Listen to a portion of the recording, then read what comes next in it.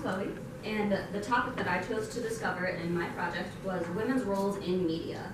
So the reason I chose this topic is, as a woman, I like to be critical of the media I'm consuming, and I like to be aware about the topics and the roles that the women in these facets of media have. The books I read are The Bell Jar by Sylvia Plath and Jane Eyre by Charlotte Bronte. So the reason I chose these two books is that they're from different time periods, which allow the women to have different experiences, and I also like these books because they are written by women about women. So we kind of get a view about how women view themselves or how they are represented in time. So Jane Eyre takes place in the mid-1800s in Victorian England. Jane herself is quoted as saying that she does not want to be an angel for Mr. Rochester. She wants to be herself. And this shows individuality and autonomy, which isn't super common in women of this time. But Mr. Rochester also is shown saying that he wants a woman with a brain, that he finds most women to be imbeciles or brainless, hard to be around, which two sides of the same coin. He wants a smart woman, but is also demeaning other women in the process of saying this. And another facet of this book is Lowood School, which is a religious institution in which Jane Eyre grew up. So this kind of forced on her ideas of being docile, being perfect, and just being prim, proper, and quiet like a woman should be in their view.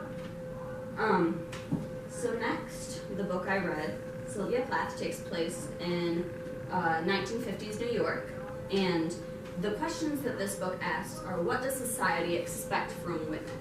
And the two main topics that I choose to pull from this are sex and career, which are super typical in this book. So as far as career goes, the ideal career for a woman of this time was a stay-at-home mother to raise the children. And Esther, the main character, didn't really want this. But as the book goes on, she meets new women that have non-traditional careers, such as Dr. Nolan and JC, that kind of show her that it's okay to deviate from the normality and what's expected of you. And on the topic of sex, we see purity versus impurity. Now, Esther's mother really wants her to stick with the stay a virgin until you're married, have a family, and follow that path. But women like Doreen and Joan introduce her to a pro-sex lifestyle. So in the real world, we have social media expectations. You want to look like a Disney princess.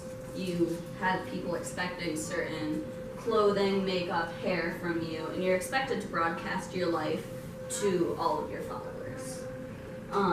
And what I found to be similar in these books is that women have an expectation that they may not want to follow, and what's different is just the expectation that was held to them as they're in different time periods. And this really did confirm my preconceived notions about what these books would hold. Thank you.